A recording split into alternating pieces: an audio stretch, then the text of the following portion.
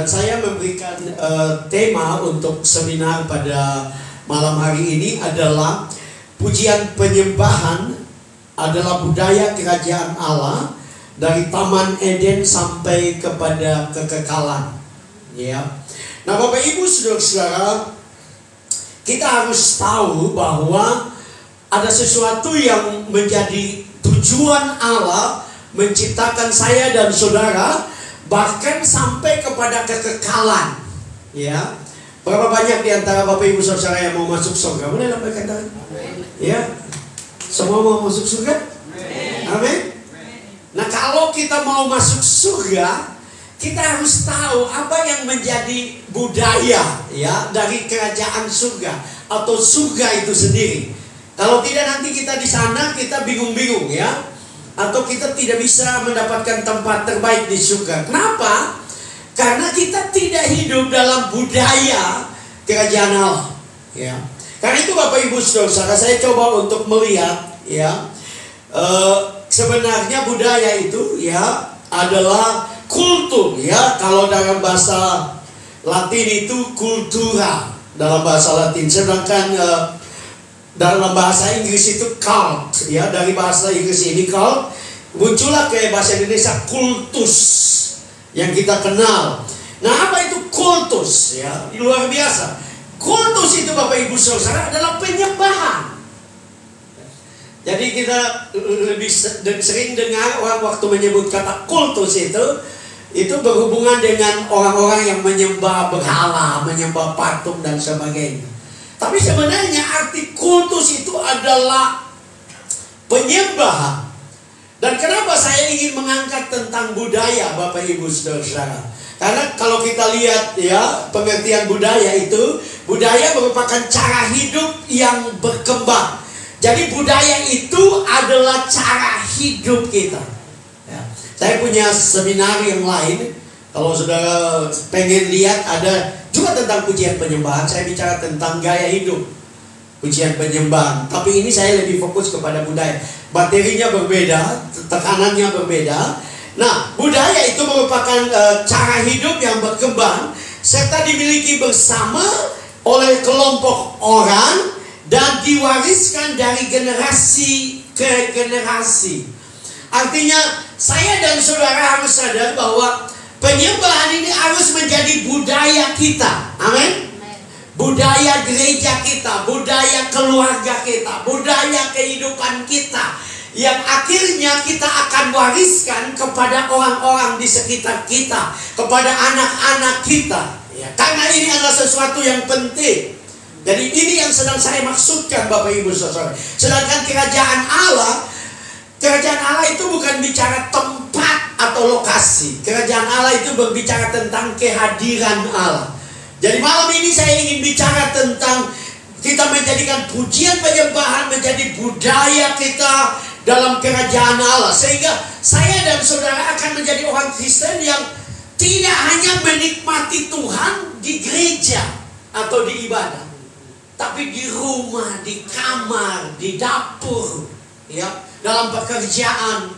Nah, kalau ini dijadikan budaya dalam kehidupan kita Bapak Ibu Saudara, saya percaya hidup kita menjadi hidup yang luar biasa. Saya baru saja dapatkan video di TikTok tentang kesaksian seseorang yang dia menceritakan tentang ada seorang yang hidupnya penuh dengan berbagai masalah, dan dia mulai mengambil keputusan untuk menyembah Tuhan, memuji Tuhan setiap hari. Dia lakukan itu, dan luar biasa dalam waktu 2 tahun kehidupannya menjadi kehidupan yang luar biasa. Iya. Kenapa? Karena saya percaya seorang penyembah pasti orang itu akan diberkati. Amin. Seorang penyembah sudah pasti orang itu akan bahagia. Betul? Karena kunci dari kehidupan ini menjadi luar biasa hanya kehadiran Tuhan dalam hidup kita. Amin. Kalau Tuhan hadir saudara, seperti saya tidak tulis ini, seperti Yusuf, Alkitab mengatakan dimanapun dia berada dia berhasil. Kenapa? Karena Tuhan menyertai dia. Bagaimana Tuhan bisa menyertai kita? Tidak ada cara lain selain kita intim dengan dia. Amin. Kita hidup di dalam pujian penyembahan. Nah, kenapa juga saya bicara tentang budaya? Memang waktu yang diberikan kepada saya 1 jam. Saya tidak pakai kacamata, jadi saya tidak tahu ini jam berapa.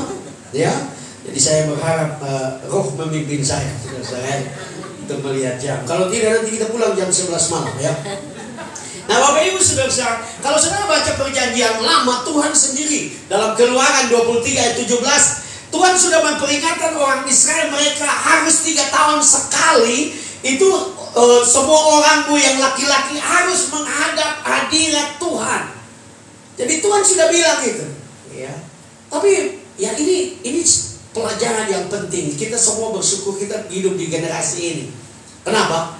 Karena kita tahu banyak sebenarnya Tuhan itu dari awal itu sudah menginginkan itu. Ya, Tuhan menginginkan saya dan saudara. Karena itu Tuhan mau supaya saya dan saudara sungguh-sungguh mengerti kebenaran ini dan kemudian menjadi dampak, ya, mempengaruhi orang-orang di sekitar saudara, ya. Nah, ada 11 hal memang, ya. Ini bukan cari hal, ya. Bukan, 11 hal, ya. Kadang-kadang saya kebetulan mengajar homiletik hampir 30 tahun. Kalau seorang pembicara atau pengkhotbah sudah bilang ada 10 hal. Waduh, 2 hal saja setengah mati, apalagi 10 hal, ya. Ya.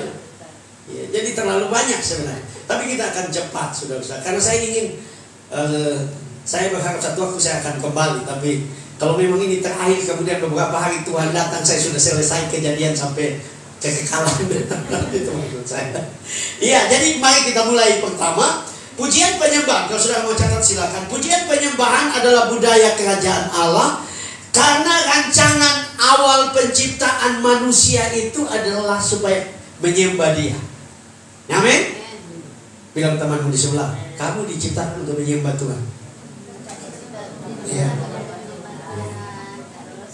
Karena kita pikir, seringkali kita pikir, saya ini diciptakan untuk menikah, Pak. Ya. Sehingga kalau belum dapat jodoh, jomblo, kita stres karena kita rasa ini mesti kawin, ya. Padahal ada orang yang tidak kawin. Tapi tujuan utama, saudara-saudara, saudara tahu bahwa dengan jelas dalam Kejadian pasal 2 ayat 8, di situ dikatakan, Kejadian 2 ayat 8, di situ dikatakan, selanjutnya Tuhan Allah membuat taman di Eden di sebelah timur, disitulah ditempatkannya manusia yang dibentuknya itu. Yeah. Jadi saudara lihat bahwa Tuhan menciptakan apa yang disebut dengan Taman Eden. Kalau saudara tahu, arti dari Eden itu sebenarnya adalah presence, ya. Secara jelas itu spot of presence, titik dari hadirat Tuhan. Ya. Jadi Taman Eden itu bukan saja, kalau saudara coba untuk lihat dalam penjelasan bahasa asli, itu kesenangan. Eden itu kesenangan. Tapi yang paling penting harus disadari bahwa Eden itu adalah titik dari hadirat Tuhan. Bicara tentang di mana Tuhan ada dengan bercakap-cakap dengan manusia. Alkitab mengatakan pada hari sejuk Allah datang dan berjalan-jalan dan bercakap-cakap dengan manusia. Itulah Eden. Artinya Eden itu bicara tentang kehadiran Allah dalam hidup kita. Jangan kita hanya rasa hadirat Tuhan itu di gereja, di tempat ibadah. Dimanapun saya dan saudara harus menjadi tempat atau titik dari hadirat Tuhan. Kalau saudara hidup dalam pujian penyembahan, saudara kemanapun, saudara akan tetap menikmati kehidupan ini. Nah, orang ada di dalam hadirat Tuhan bukan berarti tidak ada masalah. Saya mau katakan, selama kita masih di dalam dunia, tiap hari kita dengan Tuhan pun masalah masih ada. Tetapi yang paling penting adalah kita kuat menghadapinya karena hadirat Tuhan ada dalam kehidupan kita. Ya. Ada orang bilang Taman Eden telah dirusakkan oleh iblis sehingga menjadi Taman Edan. Sehingga manusia di dunia semua edan, saudara-saudara, ya. Tapi mari kita sadar sebagai orang percaya dari awal, kalau kita memiliki kesadaran ini bahwa awal Tuhan ciptakan kita untuk menyembah Dia, saya mau balik kepada tujuannya. Saya percaya hidupmu tidak sama. Engkau akan jadi suami yang berbeda. Amin. Engkau akan menjadi istri yang berbeda. Engkau akan menjadi anak yang berbeda. Engkau akan menjadi orang tua yang berbeda. Kenapa? Karena engkau berjalan di dalam hadirat Tuhan. Kenapa Bapak Ibu Saudara, hidup ini jadi berat? Karena seringkali kita bangun pagi, ya, yang kita pikirkan itu adalah masalah, ya. Itu sebabnya banyak orang bangun pagi hidup dengan kejengkelan terhadap anjing tetangga, ya kan? Ada orang yang begitu, saudara-saudara, jengkel ya. Beberapa waktu yang lalu ramai juga di TikTok, ada orang di sekayanya di Jawa Barat itu, ya, piara anjing dan jadi heboh kan, diprotes oleh tetangga sampai, anjingnya mau, dan dia seperti mau pingsan. Dan orang ibu itu bilang, mana kotoran anjing, ya, pasti sudah aktif di media itu, saudara. Tapi saudara, Aiden itu bicara tentang kehadiran Tuhan, ya. Saudara, hidup ini, jangankan saudara, saya juga ada banyak masalah, ya, Pak Gembala juga ada masalah. Hidup ini begitu. Tapi kalau kita ada di dalam hadirat Tuhan, ya, itu membuat hidup ini indah. Amin. Kalau kita bicara tentang keyakinan akan kehadiran Tuhan dalam hidup kita, rumah tangga, anak, pekerjaan, masalah, kita tidak lagi khawatir. Amin. Ada ungkapan bilang begini, kalau saudara punya iman besar, kalau saudara punya iman kecil, saudara akan membawa jiwa ini ke surga, ya. Kalau saudara punya iman, saudara yakin Tuhan itu baik, ya. Tapi saudara kalau punya iman besar, saudara akan menarik surga ke tengah-tengah dunia. Tadi kan saya sudah bilang, kerajaan Allah itu bukan wilayah, tapi kehadiran Tuhan. Amin. Nah, kalau Tuhan hadir, apa yang tidak bisa dibikin oleh Tuhan? Saudara perhatikan waktu Yesus hidup di dunia, apa yang dia lakukan? Dia ketemu dengan orang mati, dia bangkitkan. Ketemu dengan orang lumpuh, dia sembuhkan. Ketemu dengan orang kusta, dia tahirkan. Ketemu dengan orang kekurangan, dia melipat gandakan roti untuk memberi makan mereka 5.000 orang.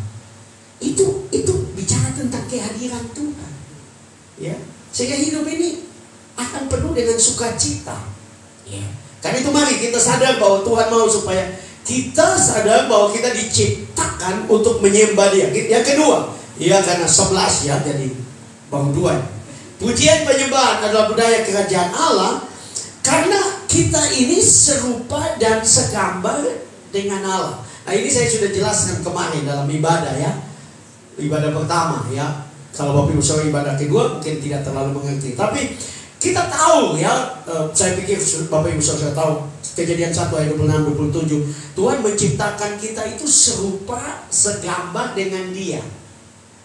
Kenapa, saudara-saudara? Karena Tuhan ingin mencari penyembah yang serupa dan segambar dengan Dia, yang menjadi ikonnya Dia, ya. Gambar itu di dalam bahasa Yunani digunakan kata ikon. Ikon itu patron, model yang kita kenal, ya. Dia menjadi ikon, ya. Ikon dari kota ini, ya, dia menjadi gambar dari kota ini. Nah, saya dan saudara harus sadar bahwa saya dan saudara diciptakan dengan tujuan untuk menyembah Dia, dan kita, dosa merusak kita semua. Dosa membuat kita jauh dari Tuhan. Dosa membuat manusia tidak serupa dan segambar dengan Allah. Tapi penebusan Kristus membawa balik. Itu sebabnya kenapa kita harus kembali berusaha dengan pertolongan Tuhan untuk hidup dalam penyembahan. Karena Bapak Ibu Saudara, makin kita menyembah Tuhan, kita makin menyembah Tuhan, kita makin serupa dengan Tuhan. Amin. Ya. Orang bilang begini, perhatikan suami istri. Kalau mereka sudah hidup sekitar 30 tahun, muka mereka makin mirip, ya. Dulu waktu menikah satu muka bulat, satu panjang. Tapi lama-lama makin mirip. Kenapa? Ya, kenapa? Karena sering bersama-sama. Ya, sering bersama-sama. Wah, dan itu betul loh. Itu bukan sekedar bahasa manusia, bukan sekedar ungkapan saja, tetapi benar. Orang akan menjadi serupa dengan orang yang akan hidup dengan Dia. Nah, saya dan saudara, kalau kita terus menyembah Tuhan, kita kembali kepada tujuan awal di mana Tuhan menciptakan kita. Memang kita sudah jatuh dalam dosa, tapi Yesus menebus kita, seperti Efesus mengatakan, kita yang jauh sudah dibawa menjadi dekat. dekat, bicara tentang keintiman. Waktu kita intim dengan Tuhan, kita menjadi serupa dengan Tuhan. Amin. Berapa banyak saudara yang ingin serupa dengan Tuhan? Ya, saya ingat lagu-lagu Pentakosta dulu-dulu. Seperti Yesus, seperti Yesus, itu saja ku pinta. Nah, memang kan tujuan kita, tujuan hidup kekristenan kita serupa dengan Yesus. Amin. Banyak hal mungkin kita penuh dengan kekurangan, tapi saya percaya waktu kita menyembah Tuhan, kita hidup dalam pujian penyembahan, kita jadikan itu menjadi budaya kita, maka lama-lama kita akan menjadi serupa dengan Dia. Amin. Memang waktu saudara mulai tidak gampang dan tidak langsung jadi. Karena bayangkan saudara, kalau saudara berumur seperti saya sudah 50-an tahun, dengan kebiasaan yang berbeda, mau pindah, itu susah. Susah. Tapi saudara mulai mendorong diri saudara dengan pertolongan Tuhan. Nah, kalau kita serupa dengan Tuhan, saya percaya kebaikannya akan terus dinyatakan bagi kita. Amin. Kenapa? Karena Tuhan ingin supaya kita ini, saya dan saudara ini menjadi tanda dan alamat. Ada ungkapan begitu. Maksud apa? Orang melihat kita, mereka lihat Yesus. Amin. Nah, bagaimana kita bisa menjadi serupa dengan Yesus? Tidak ada cara lain kita dekat dengan Tuhan. Tidak ada cara lain kita intim dengan Tuhan. Mungkin kau duduk dan berkata, Pak Pendeta tidak tahu kesibukan saya. Ya, saya harus kerja keras, saya harus banting tulang. Ya, itu sebabnya saudara kena flu tulang. Ya, saya harus putar otak Pak Pendeta. Itu sebabnya kamu stres. Karena Tuhan ciptakan otakmu begitu, jangan diputar-putar.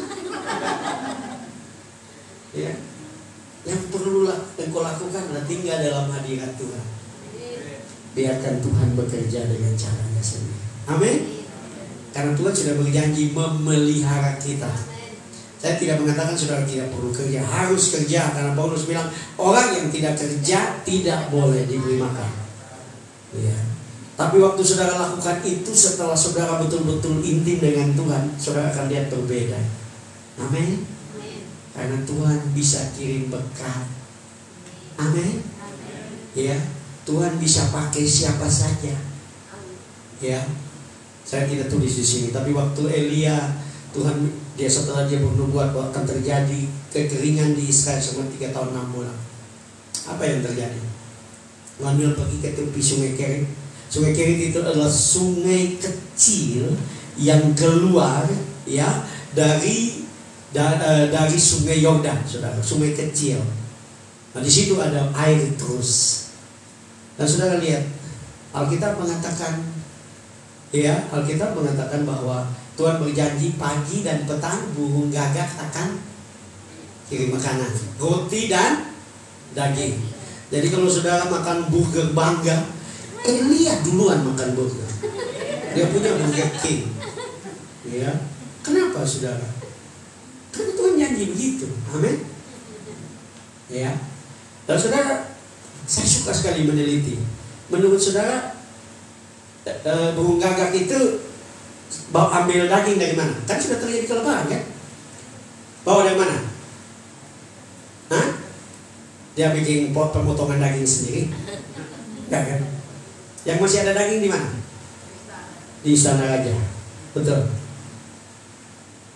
Kalau gitu yang punya daging siapa? Ahab. Betul? Ahab siapa? Musuhnya Elia.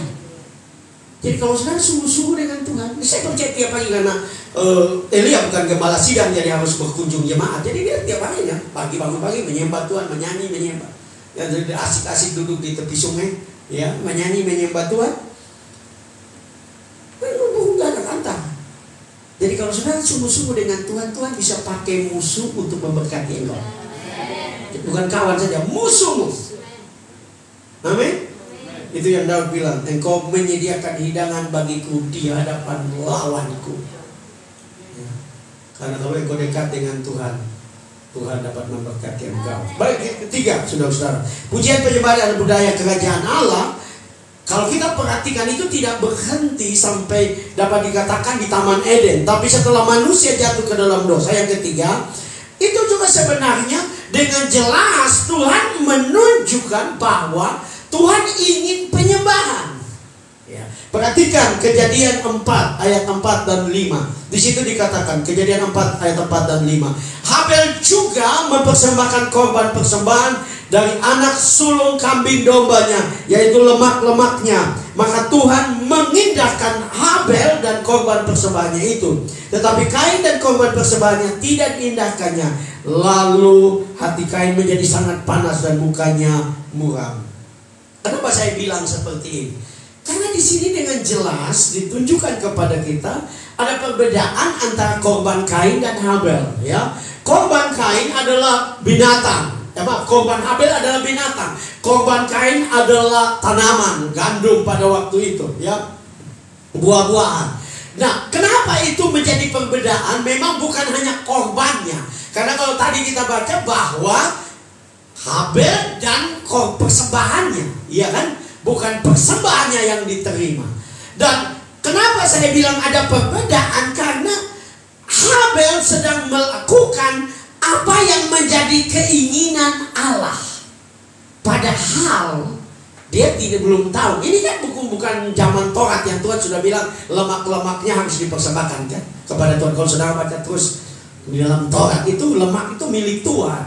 Ya, yang terbaik, bagian terbaik itu milik Tuhan. Tapi Habel yang tidak tahu, ya belum tahu tentang apa yang nanti Tuhan minta di Taurat, dia lakukan dan itu menyenangkan hati Tuhan. Dan korban persembahan itu adalah gambaran dari penyembahan. Kita di dalam perjanjian baru tidak perlu mempersembahkan korban karena Yesus sudah menjadi korban yang sempurna. Amin. Coba bayangkan kalau hukum Taurat atau korban masih berlaku sampai sekarang. Banyak di antara kita ini yang tidak masuk surga. Karena kita semua tidak punya kambing, kita tidak punya domba, kita tidak punya lembu. Nah, Tuhan sudah mengorbankan dirinya. Tuhan sekarang minta untuk kita kembali menyembah Dia. Nah, korban yang sekarang itu adalah memberikan waktu untuk menyembah Dia. Nah, kalau cuma waktu kita kikir, bagaimana kita mau menjadi orang yang luar biasa? Bagaimana Tuhan mau memberkati saya dan saudara? Karena Tuhan itu senang dengan korban. Ya, kata yang dipakai untuk mengindahkan dalam bahasa Ibrani itu sawau. Sawau itu bukan saja mengindahkan, tapi Tuhan bersukacita dengan persembahan Habel. Nah, itu sebabnya saudara-saudara, pujian penyembahan yang benar itu harus dilakukan dengan sukacita. Ya, jangan merasa terbeban. Jangan merasa tertekan. Kita tidak hidup di Taurat. Ya, saya mungkin saudara perhatikan bahwa saya suka bicara bahwa 1 jam. Karena itu Alkitab ya, Yesus bilang tak sanggup kamu berjaga 1 jam. Roh memang penuh tapi daging lemah. Artinya Yesus tidak sembarang bicara 1 jam, angka 1. Ya, pasti itu sesuatu yang penting. Bahkan Yesus bicara bahwa roh memang penuh tapi daging lemah. Bagaimana supaya kita bisa menang daripada dosa, dari semua pencobaan, semua tantangan, semua masalah? Hanya ada satu cara, kita ambil waktu minimal menurut saya yang Yesus bilang 1 jam setiap hari. Kalau saudara juga tidak bisa sekitar 1 jam juga sudah terlalu, betul nggak? Bagi saya itu betul. Kenapa? Karena kita bisa Carlot 2-3 jam, ya. Duduk nonton TV 2-3 jam, ya, bermain Facebook bisa 2-3, bahkan bisa lebih lama lagi, ya, bermain TikTok bisa lama. Tapi 1 jam untuk Tuhan kita perhitungkan sekali, ya. Dan kembali kepada arti dari sawau ini, bersukacita. Saudara, kenapa kita harus menjadi orang yang menikmati pujian penyembahan kita? Ya, bagaimana supaya kita menikmati? Sebenarnya cara yang paling sederhana, saudara harus mulai belajar menikmati setiap kata. Ya, kalau saudara seperti saya menggunakan YouTube untuk penyembahan saya, karena saya merasa sangat baik karena sudah ada alat musik lengkap, sudah ada worship leadernya. Saya hanya ikut menyanyi saja. Nah, setiap kata kita harus belajar untuk nikmati. Jangan hanya menyanyi tanpa menikmati. Ya, menyanyi tanpa betul-betul bersukacita dengan kata-kata. Jadi kalau saudara bisa menyanyi, Yesus baik, baik buat saya. Waktu saudara nyanyikan itu jangan hanya sekedar bunyi yang keluar, ya, tapi benar-benar saudara nikmati. Amin. Chris Manusama menceritakan ini, saya ulang-ulang pakai cerita ini. Dia punya gereja mengalami satu transformasi luar biasa. Dia beli rock di Ambon. Karena waktu itu dia sebagai gembala cukup tertekan dan stres dengan kerusuhan di Ambon. Itu waktu kerusuhan. Dan satu hari dia sedang ada di kantor, sedang berpikir banyak bagaimana menjalankan pelayanan ini. Mendadak ada orang menyanyi di lobinya, lobi kantornya. Nyanyi teriak. Nah, yang menarik adalah dia menyanyi dan dia memplesetkan dalam tanda kutip lagu itu. Lagu Ambon yang sambil mama bakar sagu, mama tak bakar dan sagu-sagu. Jadi, Chris Manusama kaget, pendeta Chris Manusama kaget, dia keluar. Dan dia lihat orang ini, dia kaget, ternyata orang gila. Jadi dia panggil satpam, dia kasih uang 50, suruh kasih dia dan suruh minta dia keluar. Waktu dia jalan balik ke kantornya, Bapak Ibu Saudara, Tuhan bilang begini, kalau nyanyi, orang gila juga bisa nyanyi. Sudah begitu? Jadi kalau saudara masih menjadi pelayan Tuhan, umat Tuhan yang hanya bisa nyanyi, orang gila itu sama. Saudara boleh cari di YouTube, ada beberapa video orang gila nyanyi. Ya. Artinya kita harus menyanyi melebihi orang gila. Bukan lebih gila, lah, jangan gila. Tapi lebih dalam dari orang gila. Bersuka cita, menikmati, tercengang, kagum. Tuhan kau baik. Tuhan terima kasih. Saudara, seringkali saya sudah cerita kepada saudara, saya ambil keputusan pagi 1 jam dengan keluarga, malam 1 jam. Seringkali malam saya menangis sambil jalan saja. Tuhan terima kasih. Terima kasih buat rumah yang baik. Terima kasih. Ada banyak orang di luar sana yang tidak punya rumah. Mereka tinggal mungkin di kolong jembatan. Saudara punya rumah kecil, saya sudah bersyukur. Ya, Tuhan terima kasih buat istri yang baik. Tuhan terima kasih buat anak-anak yang baik. Saya kagum dengan Tuhan karena saya tahu siapa Franz, ya, seorang dari timur yang miskin, yang Tuhan panggil, yang tidak pintar di sekolah, ya. Saya bilang ini kenapa, saudara? Karena hidup ini anugerah, ya. Bagaimana tahu siapa saya? Saya lebih banyak main bola daripada belajar. Kalau saudara hidup pada zaman saya di Sakti, di Malang. Jadi, ya, iya. Sampai waktu Pak Kenny minta saya mengajar, saudara, saya bilang, Pak Kenny, saya ini tidak pernah juara kelas, Pak. Saya ranking 2 tapi dari belakang. Kalau ranking 2 dari awal bagus. Jadi saudara, saya tahu anugerah Tuhan, ya. Saya bersyukur saya sudah 55, jalan 56, sehat, ya. Masih makan gulai kambing, ya. Saya masih makan, ya. Sekalipun saya harus berjaga-jaga, ya. Tapi saya masih bisa menikmati, karena menikmati itu karunia. Ya. Nah, kalau saudara tidak kagum dengan Tuhan, datang orang lain sudah menyembah, muka masih lurus-lurus kayak udah lihat setan, orang Kupang muka tanganga, ya. Artinya ada yang salah, betul tidak? Saudara, Pak Jokowi datang di Surabaya, lewat saya sudah berkata, Pak Jokowi. ini Tuhan datang, saudara.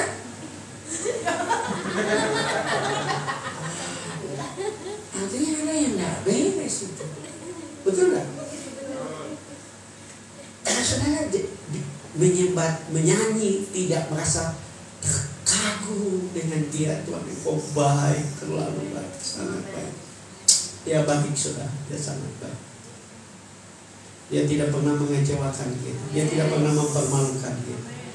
Kita saja yang seringkali mempermalukan diri kita, karena kita tidak dekat dengan dia. Jadi saudara kata sawah ini tercengang, kagum. Ya, jadi pujian penyembahan itu kekaguman.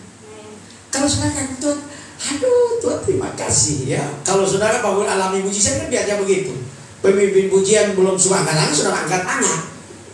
Tapi kalau di dompet tinggal pati murah, saudara mau angkat tangan biar pemimpin pujian, ulang angkat tangan. Ulang-ulang angkat tangan apa? Di dompet ini cuma pati murah, ini peperangan rohani terus ya. Itu salah. Biar di dompet kosong, angkat tangan. Amin. Saudara, saya sudah bilang jujur kepada saudara. Saya juga bergumul. Saya kan datang ini dari keluarga. Kami ada 3 orang dari Manado datang ke sini. Mau pulang 4 orang. Saya hitung itu sekitar 15 juta. Baru tiket, belum makan. Ya belum nginap. Ya ampun. Tapi saya belajar untuk menyembah Tuhan. Dan saudara tahu, waktu saya khotbah ibadah pertama hari Minggu, saya sedang khotbah, WA masuk. WA-nya yang pertama adalah saya baru saja transfer. Saya mereka tidak tahu. Mungkin mereka lihat di Facebook karena saya posting ini. Tapi mereka tidak tahu bahwa saya tidak ada banyak uang untuk istri dan anak saya yang tua berangkat. Ya. Kemudian saya lihat ke bawah lagi, minta nomor rekening. Pak, minta nomor rekening. Ya. Kalau saudara ingin banyak WA masuk seperti itu, banyak menyembah Tuhan. Ya. Dan tadi pagi saya baru ketemu keluarga saya yang sudah 35 tahun tidak ketemu di Kupang, keluarga. Mereka tinggal di dekat bandara. Kalau saya perumahan Delta ya. Ya. Saya bangun pagi, habis buang air kecil, dan dia buang air, saya masuk ke kamar, mulai putar lagu penyembahan, mau menyembah, dia ketuk pintu. Ini pagi-pagi, padahal saya sudah bilang saya akan pulang jam 11, 12. Dia ketuk pintu, dan dia lihat saya, dan dia codokkan amplop. Ini belum menyembah, amplop sudah. Ya, apalagi kalau menyembah. Ya, waktu kita sangat terbatas. Kenapa sudah muncul yang ke-10? Katanya kayaknya Tuhan yang tepat. Ya. Nah, saudara, jadi kalau kita belajar untuk menikmati, terkagum-kagum dengan Tuhan, Tuhan akan membuat saudara terkagum-kagum dengan Dia. Ya, betul tak? Coba ada orang baik suka memberi, nah saudara puji-puji dia. Ya, memang aku bilang ada orang yang makan puji. Kalau dia makan puji, sudah puji-puji dia, apa saja dia mau kasih, betul? Ya. Nah, Tuhan tidak makan puji, tapi Tuhan itu sayang kita. Nah, kalau saudara puji-puji dia tidak berkati, artinya dia janjinya dia tidak genapi, ya. Jadi Tuhan mau supaya kita memuji-puji dia, kita kagum. Jadi tidak perlu pemimpin pujian harus suruh saudara angkat tangan. Kenapa sih susah angkat tangan? Ada yang salah? Ya, apa yang salah? Mau tunggu stroke dulu?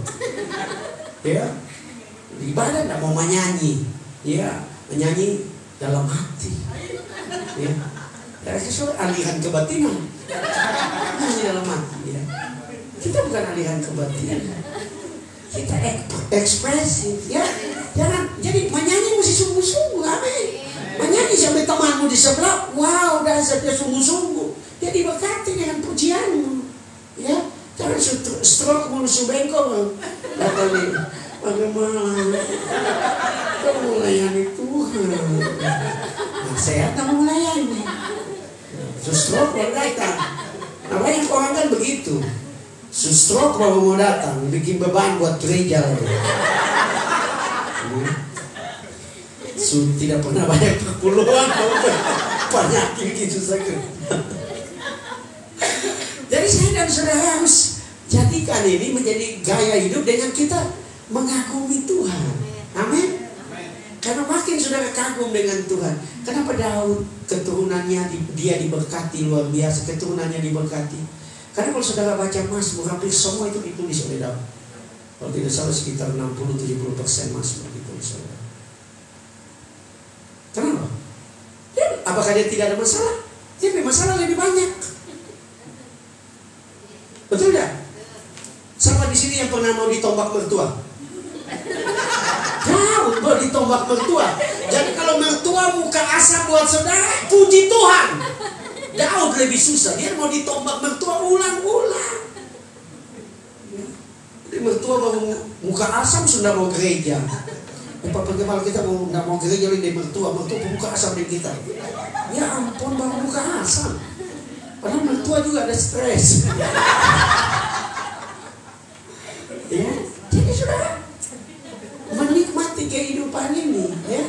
Hidup ini karena Tuhan itu bukan kenapa dia mau kita menempatkan diri kita dan intim dengan dia, sehingga waktu dia memberkati kita, berkat kita itu kita pergunakan dengan benar untuk jadi berkat.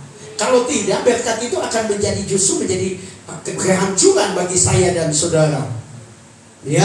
Nah, kemudian kita lihat yang keempat, pujian penyembahan adalah budaya kerajaan Allah setelah dunia dihukum oleh Tuhan. Secara khusus kita tahu pada zaman Nuh Tuhan menghukum dunia.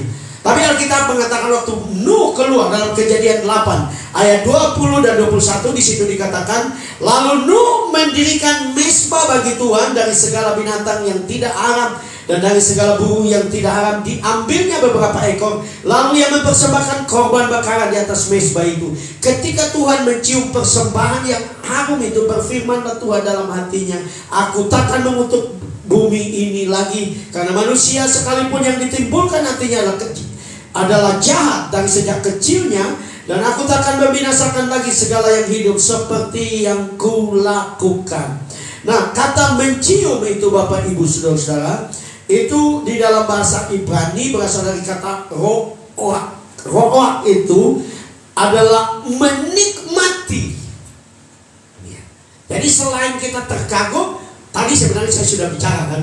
Jadi saudara harus belajar sebagai penyembah, siapapun kita, jemaat atau pelayan Tuhan, kita harus belajar untuk menikmati setiap kata dari lagu. Kalau ada kata berbicara tentang Tuhan itu luar biasa, Tuhan itu baik, ya, saudara menikmati.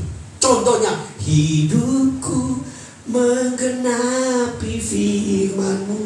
Jangan hanya menyanyi, oh kita ini menggenapi firman ya.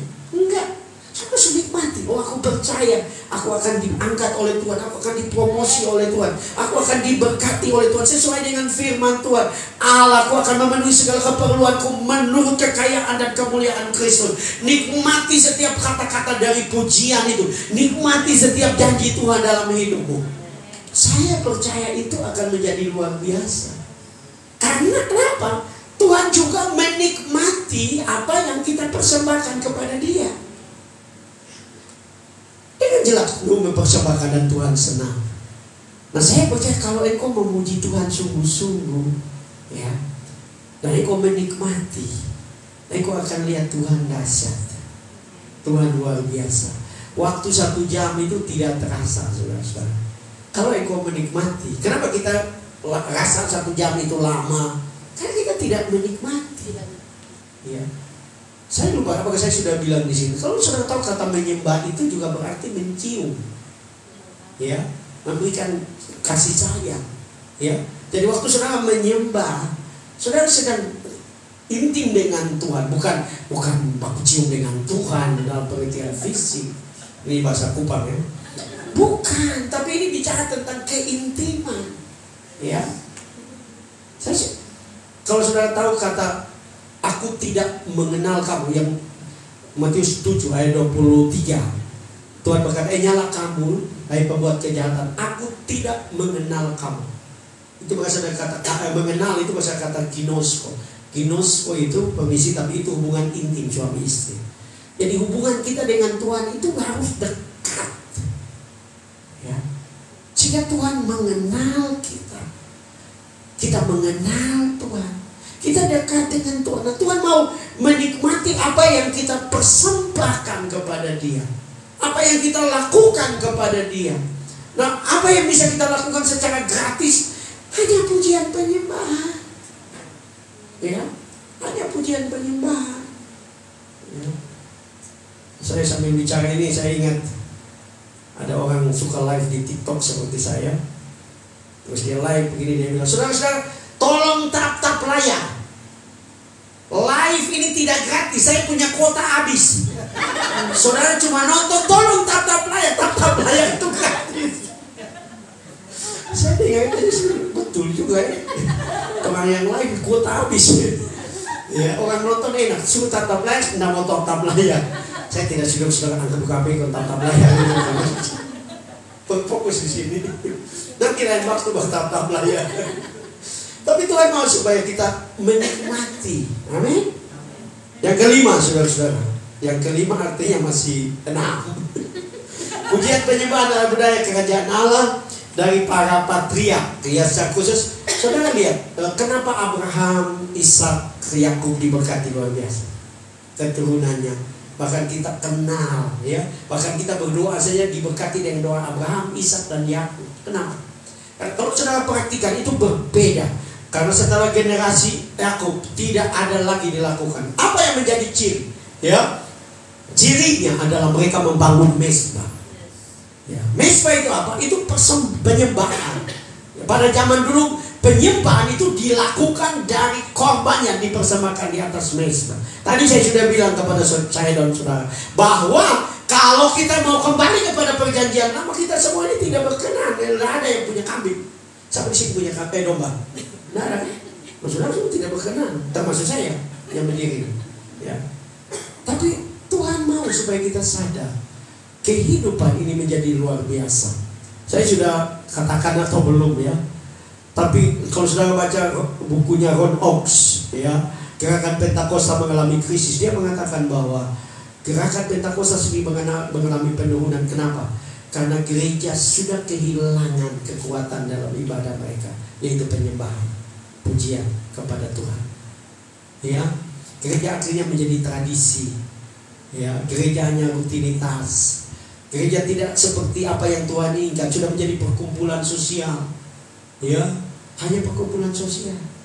Tidak lagi kayak Tuhan hadir. Kenapa? Karena kita kehilangan.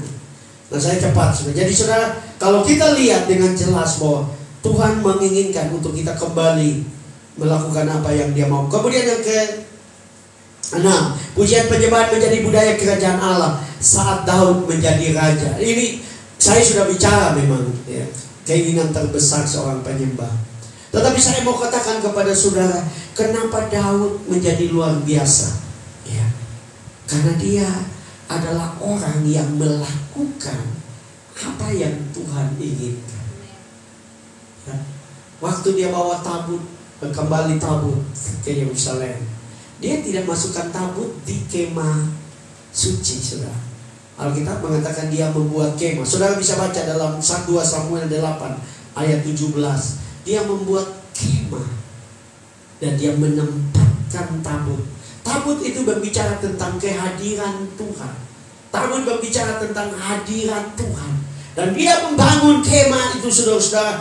Dan dia menempatkan, dan kita tahu saudara-saudara bahwa dia memulai memilih imam pemuji. Saya sudah katakan kepada saudara bahwa dia memilih 288 pemuji yang dia latih, imam pemuji yang dia latih. Dia bagi menjadi 24 jam. Tiap jam ada satu tim dengan 12 orang memuji Tuhan selama 24 jam.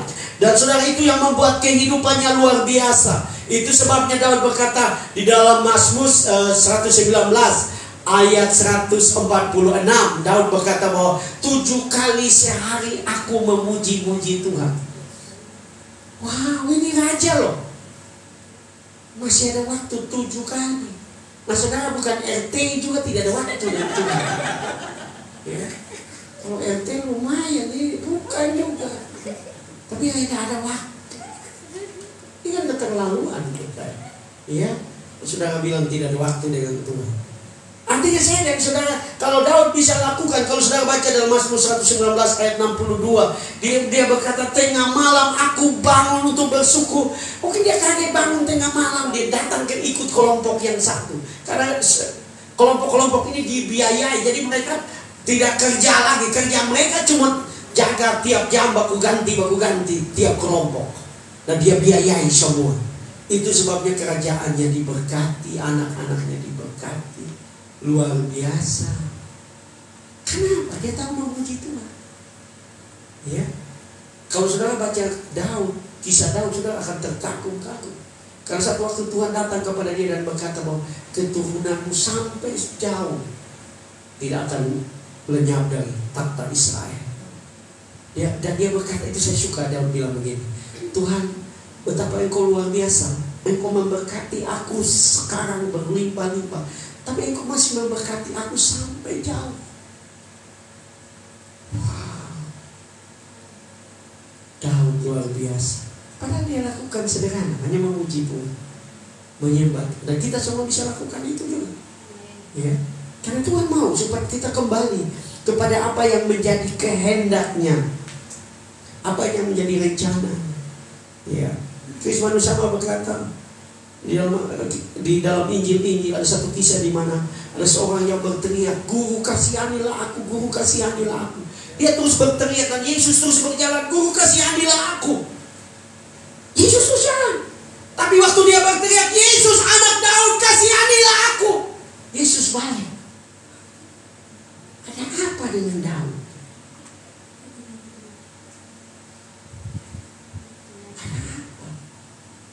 Pasti ada sesuatu yang berbeda. Ya, ada sesuatu yang berbeda. Padahal kita semua lebih baik dari Daud, betul? Ya, kita semua lebih baik dari Daud. Kita tidak pernah rampas orang pe istri, tidak pernah bunuh orang. Kita lebih baik. Tapi kenapa Daud dan keturunannya diberkati? Karena dia tahu menyembah Tuhan. Dia jadikan penyembahan kepada Tuhan itu prioritas utama. Bahkan Alkitab mengatakan, ada ayat yang mengatakan, dia bilang bahwa aku tinggal di istana yang bagus, tapi tabut Tuhan ada di tempat yang tidak layak. Itu sebabnya dia rindu untuk membangun bait Allah. Waktu Tuhan bilang, engkau tidak bisa karena tanganmu penuh dengan darah, anakmu yang akan membangun. Tapi saudara baca apa yang dia lakukan? Dia siapkan semua emas, perak, semua kayu, semua batu terbaik dia siapkan. Jadi Salomo itu cuma membangun. Jadi Tuhan sudah bilang, kamu yang membangun. Kalau saudara dibilang sama Tuhan, saudara puji Tuhan, bukan kita. Biar ada orang lain yang bangun. Tapi Daud, dia siapkan yang terbaik. Nah, itu sebabnya Tuhan memberkati dia. Yang ketujuh, pujian penyembahan adalah budaya kerajaan Allah. Ya, karena telah dinubuatkan oleh Nabi Amos. Kalau saudara perhatikan, ini luar biasa. Amos 9 ayat 11. Ayat Amos 9 ayat 11 di situ dikatakan, pada hari itu aku akan mendirikan kembali pondok Daud yang telah roboh. Aku akan menutup pecahan dindingnya, dan aku akan mendirikan kembali reruntuhannya. Aku akan membangunnya kembali seperti di zaman dahulu kala. Kristus sama bilang begini, saudara, karena dia juga banyak bicara tentang pujian penyembahan. Seolah-olah Tuhan tidak punya ide lain.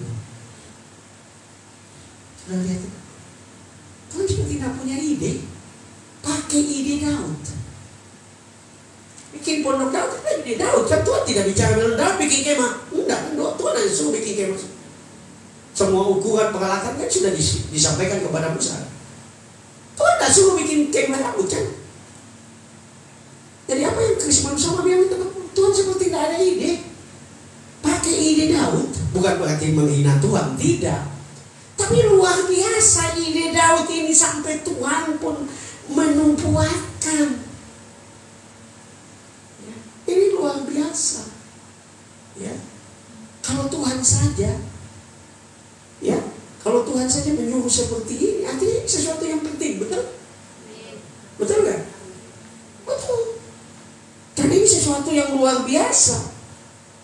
Saya coba lihat untuk bahasa Ibrani-nya, ya, mendirikan kembali itu berasal dari bahasa Ibrani koom, ya. Waktu pertama saya tulis saya pikir kom, ya. Kalau orang Kupang tahu kom toh. Tapi yang luar biasa, mendirikan kembali atau koom ini mempunyai pengertian menepati. Tuhan akan menepati kembali janjinya. Ya, kemudian arti yang lain adalah meneguhkan kembali. Ini luar biasa Bapak Ibu Saudara-saudara. Artinya ada sesuatu yang penting di dalam pujian penyembahan sampai Tuhan menubuatkan ulang. Ya. Kan biasanya kalau kita hanya tiru perjanjian lama bilang begini, ini Tuhan yang semula bernubuat lewat Amos, ya. Tuhan mengatakan itu, bahwa Tuhan akan melakukan kembali, ya. Bahkan kalau saudara baca ayat selanjutnya itu bicara tentang luar biasa. Kalau Pondok Daud didirikan, ini saya percaya ini nubuatan tentang gereja. Di situ dikatakan bahwa pembajak akan tepat menyusul penuai dan pengirik buah anggur, penabur benih. Gunung-gunung akan meniriskan anggur baru dan segala bukit akan kebanjiran. Saya percaya ini bicara tentang sukacita. Kalau saudara belajar meneliti tentang anggur di dalam pesta perkawinan di Kana, anggur yang dibicarakan itu bukan anggur yang difermentasi, yang memabukkan. Itu anggur manis. Anggur manis adalah ciri dari pesta Yahudi. Ya. Pesta Yahudi menggunakan anggur manis untuk tamu, ya. Nah, di situ dengan jelas gambaran yang diberikan oleh Amos ini bahwa Tuhan akan melakukan hal-hal yang dahsyat dalam gereja Tuhan apabila gereja Tuhan kembali untuk mendirikan Pondok Daud, pujian penyembahan. Ya. Nah, kita lanjut, ya. Ke-8, pujian penyembahan menjadi budaya kerajaan Allah saat Yesus ada di bumi. Saya aktif di media sosial baik YouTube maupun TikTok. Seringkali orang memberi komen, orang Kristen ini sekarang aneh-aneh. Ya, zaman Yesus tidak ada pernah menyanyi, tidak. Kalau begitu saudara tidak baca Alkitab. Memang ini dari sebelah saudara. Ya, orang bilang orang Kristen kok gereja cuma lompat-lompat saja mau masuk surga. Ya, karena kita ini bersukacita saudara. Tuhan sudah tebus kita, kenapa stres lagi siksa diri? Jadi orang Kristen memang betul harus bersukacita. Ya, mereka bilang orang Kristen enak. Kita ini 1 hari 5 kali. Orang Kristen cuma 1 minggu 1 kali. Ya, sebenarnya itu tidak benar juga. Cuma bagi kalian cuma 1 minggu 1 kali kan kita ibadah. Ya, sudah 1 minggu 1 kali lagi lompat-lompat di gereja lagi. Baru mau masuk surga. Karena mereka tidak mengerti. Ya, kalau sudah baca Alkitab, Yesus juga memuji Tuhan, menyembah. Ya, kalau sudah baca Matius 26 ayat 30, Matius 26 ayat 30, Matius 26 ayat 30, di situ dikatakan, sesudah menyanyikan nyanyian pujian, pergilah Yesus dan murid-muridnya ke Bukit Zaitun. Ya. Jadi Yesus juga menyanyi. Bukan Yesus tidak pernah menyanyi. Ya.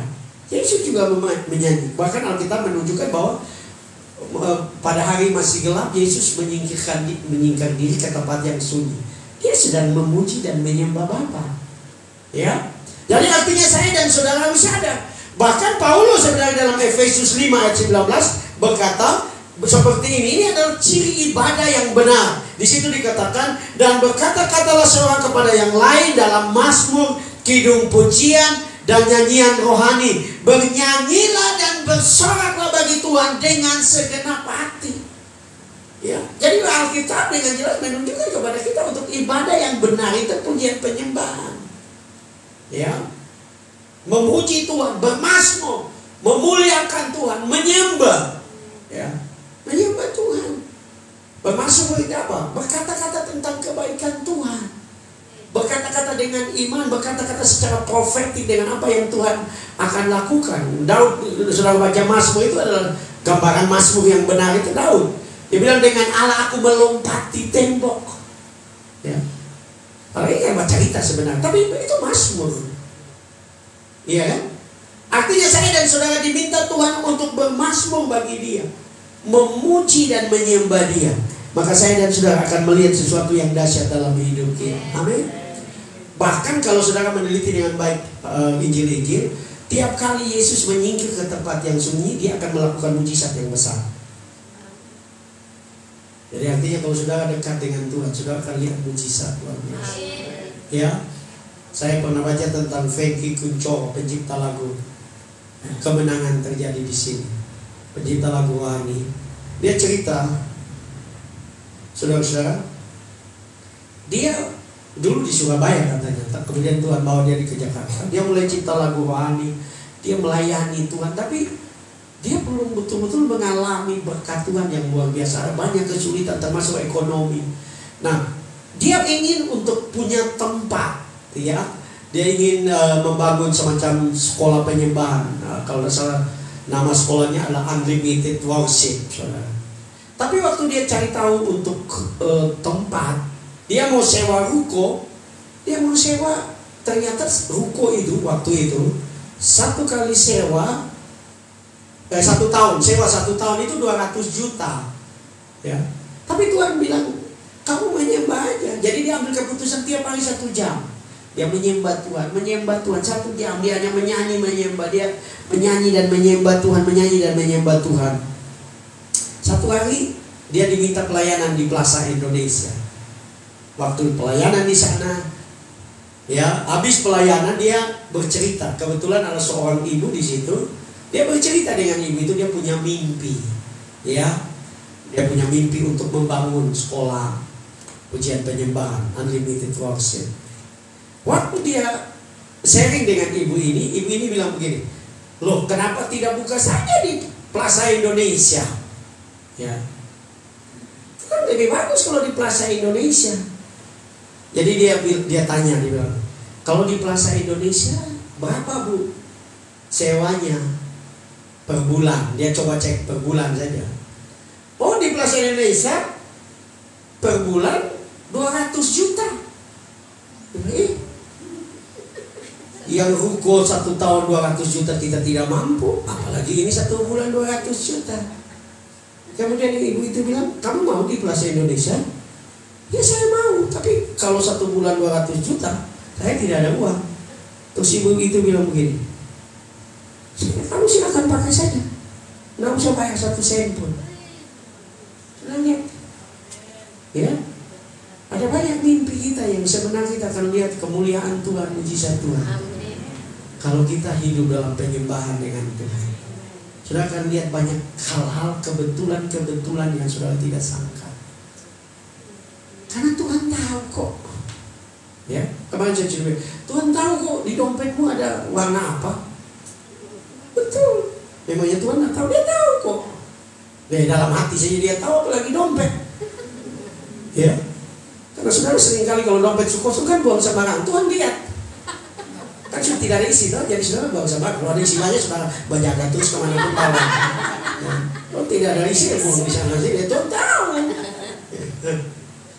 Nah, saya dan saudara harus sadar bahwa kalau Yesus saja adalah Tuhan, dia masih menyembah Bapa untuk melakukan hal-hal yang besar. Apatah lagi kita? Kita mau alami hal besar, tapi kita malas untuk menyembah. Kita mau diberkati. Nah, ini repot, ya. Karena apa? Kita mencari berkat, bukan si pemberi berkat. Yang bagus itu cari pemberi berkat atau berkat? Kalau saudara mencari pemberi berkat dan akhirnya saudara menjadi milik dalam tanda kutip, ya, milik saudara, saudara tidak akan kehabisan berkat. Tapi kalau saudara cari berkat, saudara akan habis. Karena berkat bisa habis, berkat bisa terbatas. Tapi si pemberi berkat tidak pernah terbatas, ya.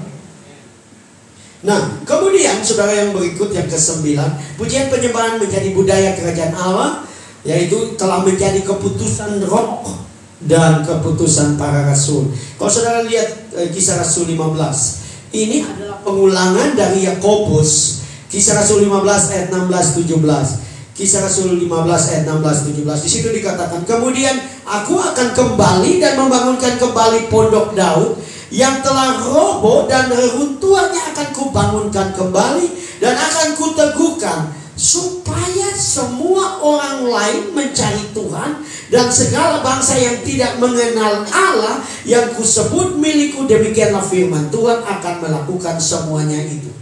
Waktu saya membaca ayat ini luar biasa. Kalau saudara baca sidang di Yerusalem ya, dalam pasal 15 Kisah Rasul, itu akan ada masalah. Orang-orang Kristen Yahudi menuntut orang Kristen bukan Yahudi harus ikut hukum Taurat, harus sunat, harus melakukan Taurat. Nah, dalam sidang itu di kesempatan untuk Petrus memberi kesaksian, Paulus dan Barnabas, bahwa Allah sedang bekerja di antara bangsa-bangsa kafir sehingga mereka datang. Jadi kita jangan membebani mereka dengan hukum Taurat. Tetapi saya lihat sesuatu yang luar biasa. Yakobus yang adalah ketua sinode pada waktu itu, atau ketua umum GSCA pada waktu itu, berdiri dan dia bicara, ini bicara hukum Taurat, dia bicara nubuatan. Dan saya percaya dia sedang menubuatkan ulang apa yang dinubuatkan oleh Allah. Tapi agak beda di ayat 17. Kalau saudara perhatikan, di situ dikatakan bahwa mereka, orang-orang dari bangsa lain akan mencari. Ya, waktu saya merenungkan kebenaran ini, kalau gereja hidup dalam pujian penyembahan, saudara akan lihat Tuhan akan bawa orang-orang kafir dari luar sana untuk datang. Karena Yesus berkata, kalau aku ditinggikan, aku akan menarik jiwa. Gereja harus kembali kepada tujuan awal. Meninggikan dia, menyembah dia, menyembah dia, sungguh-sungguh menyembah dia. Ada kalimat bangsa yang tidak mengenal Allah, itu berasal dari kata Yunani ethnos. Ethnos itu adalah non-Yahudi. Ya, artinya kalau saudara menyembah Tuhan, orang-orang yang tidak percaya akan Tuhan bawa. Jadikan gereja House of Mercy menjadi tempat di mana penyembahan. Hadirat Tuhan begitu kuat. Karena itu akan menarik orang, akan membawa banyak jiwa bagi kerajaan Allah. Dan saya percaya, waktu saya melihat, sekalipun mungkin ada orang tidak setuju dengan cara saya menafsir, Yesus berkata, kalau aku ditinggikan, aku akan menarik jiwa. Saya pikir tidak salah kalau kita tafsirkan, kalau Tuhan ditinggikan dalam hidup kita, Tuhan akan membawa berkat melimpah dalam hidup kita. Saya percaya itu. Ya. Kalau saudara hidup setiap hari dengan penyembahan, mulai mesmanya dipulihkan lagi, dibangun kembali, saudara akan lihat luar biasa rumah tangga. Luar biasa. Saudara, saya bicara ini karena saya alami. Kami mungkin baru sekitar 2-3 tahun ya, mengambil keputusan dalam keluarga. Tiap pagi 1 jam kami menyembah. Teknologi menolong kami. Ada YouTube, saudara. Saya kebetulan TV bisa connect dengan YouTube, dengan internet. Jadi saya putar lagu penyembahan 1 jam. Saya pakai worship night, voice of worship. 1 jam itu mereka menyembah. Dan bagi saya itu grup yang betul-betul dalam, ya, mereka menyembah, tidak sekedar menyanyi.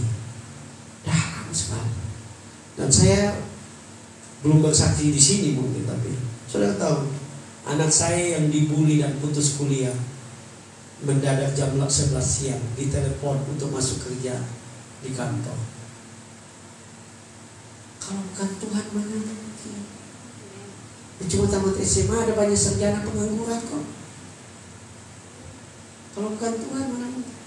Jadi kalau saudara punya keluarga menyembah Tuhan, membangun kembali pondok Daud dalam keluargamu, berkat akan terjadi bagi keluarga, anak-anakmu. Tuhan akan mulai melakukan mujizat. Pintu-pintu mulai terbuka. Nah, saudara akan kagum, Tuhan dahsyat. Ya, kenapa kita menjadi stres dalam hidup, dalam rumah tangga dengan anak-anak? Kita tidak bisa bikin apa-apa. Saya sudah bilang di sini kan. Lalu saya sendiri berkata kepada Tuhan dalam penyembahan saya bilang, Tuhan, saya tidak mampu. Jangan tolong keluarga, tolong diri, saya tidak mampu. Saya sudah mulai tua. Nggak tahu ini tua ini bagaimana. Betul nggak? Ya. Karena manusia kan begitu. Waktu muda pikir masa depan, sudah kawin pikir anak-anak, ya. Sudah tua pikir masa depan. Terlalu pikir terus. Daripada stres dengan pikir semua, lebih baik menyembah Tuhan saja. Ini saya menyembah Tuhan, saya tidak bisa tolong diri saya sendiri. Saya sudah mulai tua, ya.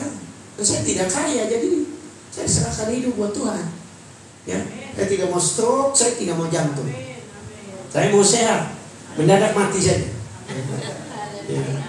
Saya tidak mau jadi beban buat keluarga. Nah, ya, saya menyembah Tuhan. Saya tidak bisa tolong istri saya tidak bisa tolong anak-anak saya tidak bisa tolong ekonomi dalam keluarga. Itu betul. Ya, karena saudara mungkin ada penghasilan tetap, saya tidak ada penghasilan tetap. Saya jujur kepada saudara, saya tidak ada penghasilan tetap sampai sekarang. Dari tahun 2019. Ya, tapi saya masih hidup, masih ganteng, masih diberkati. Ya, saya tidak stres. Ya, saya tahu ada banyak pergumulan, tapi lewati aja. Menyembah Tuhanan itu. Kalau Tuhan bilang burung pipit saja Tuhan pelihara, apalagi burung Raja Wali saya. Ya kan? Jadi jangan khawatir, menyembah Tuhan, ya. Mama menyembah Tuhan saja, ya, ibu. Dan sudah tua-tua menyembah Tuhan saja. Jangan susah piara anak-anak sudah besar suka jalan, mereka tidak peduli dengan saya. Nggak usah menuntut. Maaf, karena anak-anak juga anak-anaknya menuntut. Jadi, orang tua yang menuntut anak-anak perhatikan dia semua itu sebenarnya salah. Kenapa salah? Karena sudah tahu dia, anakmu sedang menikah, dia sedang punya anak, dia juga sedang berjuang punya rumah, dia sedang berjuang punya kendaraan. Terus orang tua juga menuntut lagi, ya. Nah, kalau dia tidak sungguh-sungguh dalam Tuhan, dia ada stres, tuh. Nah, supaya tidak stres, dekat dengan Tuhan. Amin. Menyembah Tuhan, menikmati hadirat Tuhan, ya. Kemudian yang ke-10, pujian penyembahan menjadi budaya kerajaan Allah. Ya, secara khusus nyata di dalam munculnya gerakan praise and worship. Saya ingin bicara ini karena ini penting. Saudara, saya mau katakan kepada saudara, ini dibicarakan oleh orang yang mungkin saudara pernah dengar, tahu. Pak Gembala pasti tahu orangnya. Dia seorang PhD dari Amerika, misionaris. Dan satu kali dia seminar, saudara-saudara, dia berbicara tentang satu kebenaran. Tahukah saudara bahwa gerakan Tuhan itu seperti gelombang, dia bilang. Dan gereja harus menangkap. Kalau tidak, gereja akan cuma mendapatkan ombak kecil. Kan biasanya kalau ombak, kalau sudah lihat, dia satu kali besar, setelah itu kan ada ombak kecil, betul tak? Nah, gerakan Tuhan itu seperti gelombang. Dan dia menceritakan ini. Saudara tahu bahwa gerakan pujian penyembahan muncul pada tahun 1980. Dan itu terjadi di gereja Sidang Jemaat Allah, Hillsong di Australia. Ya. Dan dia bilang, dia jujur, dia bilang, masalahnya adalah ini datang dari Australia, Sidang Jemaat Allah Australia. Sidang Jemaat Allah Indonesia ini kiblatnya adalah Amerika. Kiblatnya Amerika. Dulu kan mungkin masih saudara dapat atau tidak, tapi kita semua menyanyikan lagu buku nyanyian kidung kesusahan, kan? Kesukaan. Oh iya, minta maaf. Kita menyanyi kan? Ya. Waktu praise and worship masuk bergerak ke seluruh dunia termasuk Indonesia. Sidang Jemaat Allah, maaf, ini itu pelajaran. Dan dia akui, dia bilang, tahun 80-an Sidang Jemaat Allah lihat. Ini betul kan? Ya. Dan saya ingat saya masuk sekolah di tahun 90-an, kami masih pakai kidung kesusahan. Ikut suka. Ya. Ini Pak Wakil Ketua Umum ada. Ya. Saya tidak mengatakan itu salah, tapi Tuhan sedang bergerak dengan cara yang berbeda. Dan dia berkata, Sidang Jemaat Allah menonton, wait and see, katanya. Dan Gereja Bethel Indonesia menyambut praise and worship masuk Indonesia. Dan GBI menjadi booming di seluruh Indonesia. Karena mereka menangkap. Saya percaya ini waktu Tuhan sedang datang di gereja. Apa yang disebut dengan kairos. Karena kalau saudara meneliti waktu di dalam bahasa Yunani itu ada dua. Kronos itu waktu yang berjalan. Detik, menit, jam, hari, minggu, bulan, tahun. abad milenium. Itu kronos, waktu yang berjalan. Tapi ada kata yang lain di dalam bahasa Yunani, yaitu kairos. Kairos itu kesempatan. Kairos itu peluang. Malam ini adalah kesempatan dan peluang bagi engkau untuk melihat kedahsyatan Tuhan. Saya percaya, karena ini mendadak. Boleh saudara tanya Pak Gembala, kami tidak pernah merencanakan untuk seminar ini. Ya, tidak pernah merencanakan. Tapi kami duduk dan sharing, dan kemudian muncullah ide ini. Kenapa? Karena saya percaya ini waktunya Tuhan buat gereja ini. Ini waktu kairos Tuhan untuk gereja ini mengalami terobosan luar biasa. Karena itu mari kita tangkap ini, ya, jangan sampai ini menjadi lewat, ya, sehingga kita tidak melihat kedahsyatan Tuhan. Nah, saya percaya kalau gereja kembali kepada kebenaran ini, gereja akan menjadi luar. Nah, saya tidak mengatakan saudara belum, tapi saya kadang-kadang melihat, karena saya di gereja saya pun alami itu. Maksud saya di gereja saya itu, di organisasi saya pun, saudara, itu kebanyakan seminar pujian penyembahan itu hanya untuk tim praise and worship. Padahal apakah hanya tim praise and worship yang menyembah Tuhan? Itu harus semua. Harus semua. Jadi artinya mungkin malam ini tidak semua jemaat, tapi saudara harus mulai berdampak buat mereka. Dalam keluarga mulai bangun mesbah. Ya, mungkin pagi tidak bisa karena anak-anak sekolah. Malam ambil waktu. Mari kita menyembah Tuhan. Pertama saudara, saya mau bilang, jangan saudara, saya pendeta, saya suami istri pendeta, suami istri dosen teologi. Tapi anak-anak saya juga waktu awal mereka tidak suka. Duduk dan muka tegang, tidak apa-apa. Ya, selama masih tinggal di rumah dan makan dari saya, tunduk. Ya, kalau tidak mau keluar kayak orang bule kan. Cuma orang Indonesia ini anak Sukawi juga masih tinggal dalam rumah itu. Mana ada dewasa itu model. Tahu orang bule kalau sudah tamat SMA, kalau tidak mau dengar keluar. Tapi maksud saya adalah mulailah saudara jadi model menyembah Tuhan, menikmati. Kalau saudara tidak tahu main gitar, suara kurang bagus, putar YouTube besar-besar, ya tutup saudara ke suara yang false. Nikmati hadirat Tuhan. Amin. Dan Tuhan sedang bergerak. Saya percaya Tuhan sedang kembali bergerak di akhir zaman ini. Cindy Jacobs bernubuat bahwa Tuhan akan membangun kembali kemah Daud. Ada gerakan pujian penyembahan di Indonesia, dan Indonesia akan mengirimkan misionaris banyak ke luar negeri. Itu nubuatan. Tuhan pakai pembicara itu dari Amerika. Nah saudara, mungkin saudara tidak perlu ke luar negeri, tapi sesuatu yang dahsyat terjadi dalam hidup. Karena engkau mendengar pesan Tuhan hari ini, kembali untuk membangun kemah Daud, kembali untuk memulihkan penyembahan kepada Tuhan. Yang terakhir, pujian penyembahan menjadi budaya kerajaan Allah. Karena penyembahan akan menjadi hal utama di surga. Sudah tahu? Penyembahan akan menjadi hal utama. Ya, kalau saudara baca kitab Wahyu, saudara akan menemukan di situ. Bahkan tua-tua, 24 tua-tua dalam Wahyu 4 ayat 8 sampai 9, mereka sampai melemparkan mahkota karena mereka merasa tidak layak di hadapan Bapa. Ini penyembahan yang betul-betul total, ya, sampai sebegitunya. Mereka melemparkan semua kebanggaan, ya, kesombongan mereka hanya untuk menyembah Tuhan. Dan firman Tuhan juga berkata di dalam Wahyu bahwa saya dan saudara, Wahyu 15 ayat 4, siapakah yang tidak takut ya Tuhan dan yang tidak memuliakan namamu?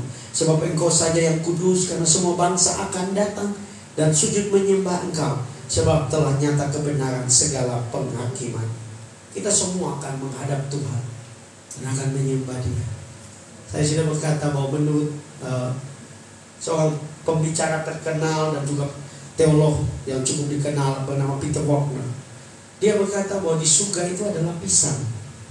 Jangan pernah berpikir bahwa semua orang akan bisa dekat dengan Bapa, dekat dengan takhta Allah. Dia berkata bahwa lapisan pertama adalah para pemuji dan penyembah. Berapa banyak di antara saudara yang ingin lulus kembali ke surga, saudara orang dekat dengan Bapa? Amin. Saudara adalah lapisan pertama. Amin. Mulai. Ya, orang suka berkata, Di dunia ini kita sedang berlatih untuk pergi ke surga. Latihan apa? Menyembah Dia. Ya, Dia berkata bahwa orang-orang yang suka cuma menonton nanti di belakang. Kan percaya Yesus pasti masuk surga kan? Tapi belakang. Ya, jangan mau maju. Ya, diatur semua. Nah, bagaimana supaya kita dekat? Kita belajar untuk menyembah Tuhan. Saya percaya kalau engkau mulai menyembah Tuhan, bukan saja engkau nanti di surga dekat dengan Bapa, tapi di dunia pun engkau dekat. Engkau akan sering merasakan kasih Bapa, anugerah Bapa. Ya. Ada pertanyaan yang baik sekali. Kapan terakhir kali engkau menangis di hadirat Tuhan? Ya. Dan Bapak Pendeta 15 tahun lalu, terlalu jauh. Kapan engkau begitu merasa Tuhan, kau terlalu baik, sangat baik, ya, kau luar biasa baik. Mungkin masih ada banyak pergumulan, tapi engkau berkata Tuhan, engkau baik, terlalu baik, terlalu banyak yang engkau perbuat, terlalu banyak yang engkau lakukan, terlalu banyak berkat yang engkau berikan, terlalu banyak penghormatan yang engkau berikan. Anugerah. Siapa saya? Siapa Frans? Siapa kamu? Kita semua tidak ada apa-apa. Kita bisa ada begini karena Tuhan. Amin. Saya ada satu khotbah, kita semua berutang penyembahan. Tidak usah yang lain-lain dulu. Keselamatan itu Tuhan berutang ini. Harusnya kita semua ini dilemparkan ke neraka. Tapi karena kasih karunia Yesus datang mati buat kita. Dia mati buat kita, jadi kita semua suka utang penyembah. Apalagi sudah ada rumah yang baik, suami yang baik, istri yang baik, anak-anak yang baik. Bersyukur. Amin. Karena tidak ada yang kita bisa balas. Tidak bisa membalas. Sampai mati kita tidak bisa. Ya. Tapi kita bisa melakukan yang terbaik, yaitu menyembah Dia.